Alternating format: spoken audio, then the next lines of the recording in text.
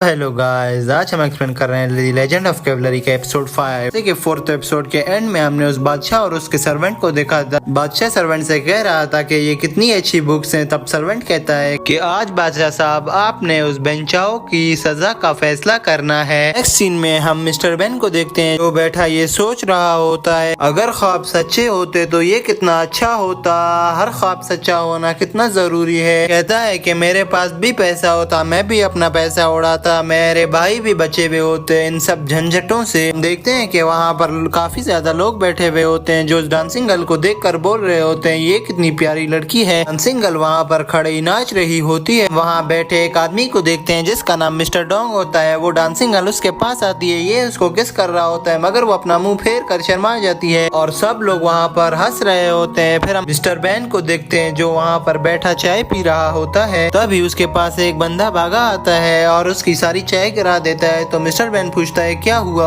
वो कहता है वो आ रही है। मिस्टर बैन कहता है कौन आ रही है। बोलता है एक और खूबसूरत सी डांसिंग गर्ल। मिस्टर बैन कहता है क्या तुम मुझे यहाँ पर सिर्फ डांस दिखाने लाए हो। तो वो आदमी कहता है कि तुम इसको एक बार देख कर पागल हो जाओगे। फिर वो थोड़ा डांस करती है। उसके बाद मिस्टर बैन पूछता है ये इतनी प्यारी है। तो वो आदमी कहता है ये जब तुम्हारे पास आएगी तुम इसको नजदीक से देखोगे तो मुझे थैंक्स बोलोगे। अभी मिस्टर बैन एक पर्दे को देखता है और पूछता है क्या अभी ये इस पर लटकने वाली है। उस आदमी के मुंह से सारी चाय निकल कर गिर जाती है। मिस्टर बैन को कहता है कि तुम वही पुराने चोर हिस्टोरियन ही रहोगे। एक नई लड़की है वो ऐसा थोड़ी करेगी कि यहाँ पर लटकेगी, वो सिर्फ एक डांस ही करेगी। वो अभी तक बिल्कुल फेमस भी नहीं है। अभी तक कुछ जवान लड़के इसको देखने आते हैं। बाद हम देखते हैं कि वो लड़की ड्रिंक लेकर मिस्टर बैन और उस आदमी के पास आती है। वो कहता है ये मेरा भाई मिस्टर बैन है। वो लड़की बोलती है hello mister ban. Mister ban भी हेलो करता है। उसके बाद वो पूछता है कि मैंने सुना है आप कुशान से हैं। लड़की कहती है जी हाँ। उसके बाद वो कहता है कि तुम यहाँ हांस डेंसिटी में क्या कर रही हो। तो वो कहती है मैं ये हांस डेंसिटी में ही पैदा हुई हूँ। मिस्टर बैन कहता है कुशान तो वेस्ट पर बहुत दूर है,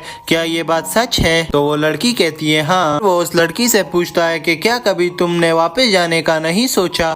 तब वो मिस्टर बैन को कोई जवाब ही नहीं देती। तो मिस्टर बैन उसको कहता है थैंक्स ड्रिंक के लिए। अभी वो उठकर वहाँ से चली जाती है लेकिन इन दोनों की नजरें उस पर से नहीं हटती। मिस्टर बैन उससे पूछता है क्या ये हमेशा इसी तरह के कपड़ों में होती है। तो वो कहता है हाँ ये हमेशा इसी तरह के कपड़ों में घूम रही होती है। मिस्टर बैन से कहता है क्या तुम इसमें इंटरेस्टेड हो। बैन इसको कोई जवाब नहीं देता। फिर वो इस ड्रिंक को पी लेते हैं। आगे हम देखते हैं कि मिस्टर बैन और वो आदमी बाहर आते हैं और देखते हैं एक आदमी बैठा होता है। सब लोग उसके पास जमा होते हैं और कुछ लोग आपस में बात कर रहे होते हैं। ये आदमी बहुत ही अमेजिंग आदमी है। वहाँ खड़ा बूढ़ा आदमी कहता है कि इसमें ऐसा क्या है। तो वो आदमी कहता है क्या तुम वाकई में इसको नहीं जानते। फिर हमें पता चलता है कि इसने भी हिस्ट्री के बारे में कुछ उल्टा सीधा लिखा हुआ होता है। तो मिस्टर बैन इसका बोर्ड और वो बैनर को तोड़ देता है और वो आगे बढ़ते हैं। तब वो आदमी उससे पूछता है क्या तुम अभी भी योहान नाम का बंदे का पीछा कर रहे हो। मिस्टर बैन कहता है हाँ मुझे हमेशा लगता है कि हमारी फैमिली के साथ ना इंसाफी हुई है। आदमी पूछता है तुम्हारे साथ ऐसा क्या हुआ। तो मिस्टर बैन कहता है युआन और लुयोंग एक दिन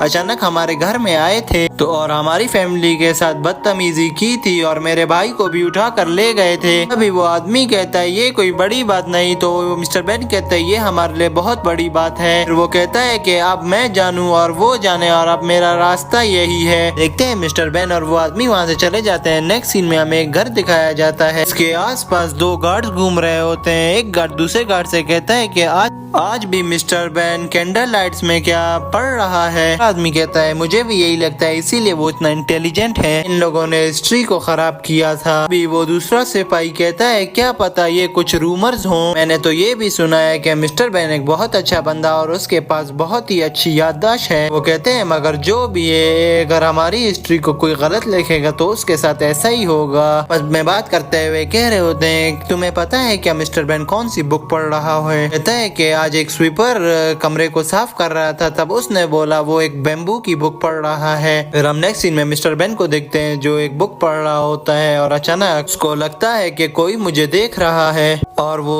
सोच रहा होता है कि मेरे पीछे से कोई हाथ आ रहा होता है। जैसे ही वो मुड़ के देखता है उसको पता चलता है कि ये सब सारा उसका वहम है। वो कहता है कि मेरी बहन ज़हाओ किधर है, अपने बहन भाई के पास जरूर जाऊंगा। बाद हम नेक्स्ट सीन में देखते हैं कि मिस्टर बेन उसी टेबल पर बुक पढ़ते पढ़ते सो गया है और एक आदमी दरवाजा खोलता है और उसके पास आता है और पहले तो वो उसको उठा रहा होता है, मगर फिर वो एक चिट्ठी देखता है जिस पर कुछ लिखा हुआ होता है। उसके बाद सीन चेंज होता है, हम उसी बंदे को देखते हैं जो गॉड का शुक्रिया अदा कर रहा होता है और कहता है कि हम हिस्ट्री को दोबारा से नहीं लिख सकते, वो रिकॉर्ड सारे खराब हो जाएंगे कि मेरे पिता को सब पता था और हमें कोई मालूमात भी नहीं है। तो उसके साथ बैठा आदमी कहता है जैसी आपकी मर्जी। वो बैठा आदमी कहता है कि पिता मुझे भी गवर्नमेंट में ज्वाइन नहीं करवाना चाहते थे। उस साथ में बैठा आदमी कहता है नहीं, पिता तुम्हें करवाना चाहते थे, अगर वो उस टाइम बहुत गुस्से में थे तो इसीलिए उन्होंने ये कहा था तुमसे। तो वो कहता है कि आपका शुक्रिया, मुझे तो ये मालूम नहीं था। अभी वो साथ बैठा आदमी कहता है शुक्रिया तो तुम्हारा, तुम मेरे भाई हो, तुमने हर टाइम मेरा साथ दिया। तो वो कहता है ब्रदर बेंगू क्या कहना चाहते हो, मुझे कुछ समझ नहीं आ रहा। बेंगू से कहता है कि मुझे पता चला है कि तुम वेस्ट की मार्केट में जेंगोक के साथ हुआ करते थे, वो भी एक इंपीरियल गार्ड बनकर। भाई कहता है हाँ बिल्कुल ऐसा ही था, मगर मैं लुयांग से उसकी सारी तरकीबों का आइडिया लेना चाहता था, इसीलिए मैं इंपीरियल गार्ड बना हुआ। वो पूछता है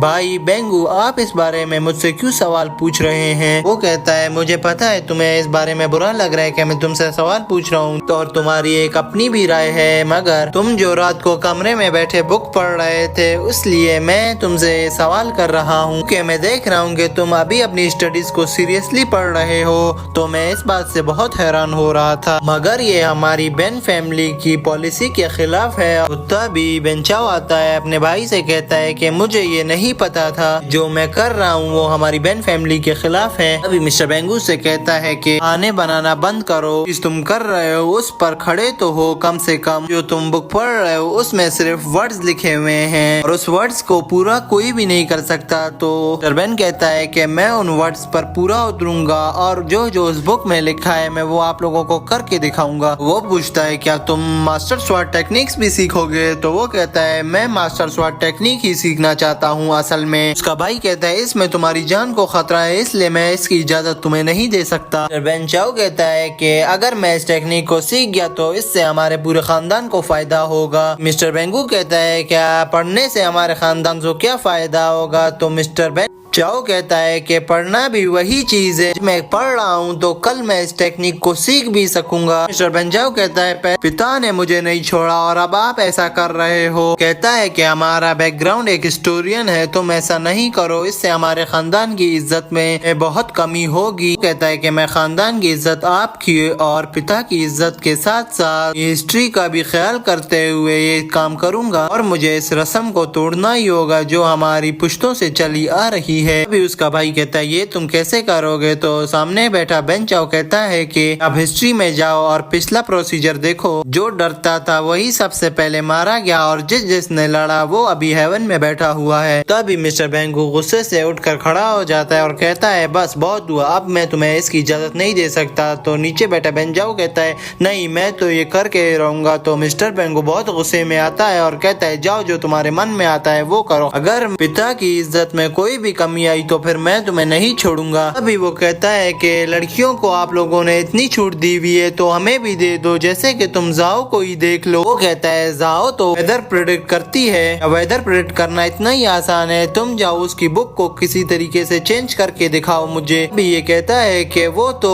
जब से पैदा हुई है तब से प्रैक्टिस कर रही है, मुझे भी अगर उसी वक्त से तुम लोग प्रैक्टिस करवाते तो आज मैं भी वेदर प्रेडिक्ट कर सकता। उसका भाई कहता है सबके पास एक अपना अपना टैलेंट होता है, तुम्हारे पास कोई और है और उसके पास कोई और। तभी वहाँ से बुक्स उठा रहा होता है तो वो उसके हाथ से पकड़ लेता है और कहता है टैलेंट, मुझे पहले टैलेंट का कोई कॉन्सेप्ट बताओ तो तुम उसे मेरे साथ ही इनजस्टिस होता हुआ आ रहा है। और बेंगो कहता है कि तुम्हारे लिए ये जरूरी है कि पहले तुम प्रैक्टिस करो अकेले में, फिर आकर हमें बताओ। बेंजाओ कहता है अगर मैं प्रैक्टिस करने में कामयाब हो गया तो तुम मुझे छोड़ दोगे इस काम करने के लिए। मिस्टर बेंगो कहता है इसकी बारे में तो तुम भूल ही जाओ और अब बहस को खत्म करो। और हम देखते हैं कि मिस्टर बेंगो एक लेटर निकाल कर देता है और कहता है कि ये लेटर तुम्हें एक इंपीरियल अफसर यूफू यूफू ने दिया है और तुमसे एक रिक्वेस्ट की है कि ने अभी तक जितने भी प्रोवर्ब सॉन्ग्स इकट्ठे किए हैं वो जोहाओ को दे दो। हम देखते हैं कि मिस्टर बेंगो बाहर आ जाता है, बेंचाओ अकेला कमरे में बैठा होता है और बहुत गुस्से में कह रहा होता है योहान मैं तुम्हें ढूंढ ही लूंगा, आखिर मैं तुमसे अपने सारे बदले ले लूंगा। ये एपिसोड दोस्तों यहीं पर एंड होता है। नेक्स्ट एपिसोड के लिए हमारे चैनल को सब्सक्राइब कर दें और इस वीडियो को लाइक कर दें। बाय।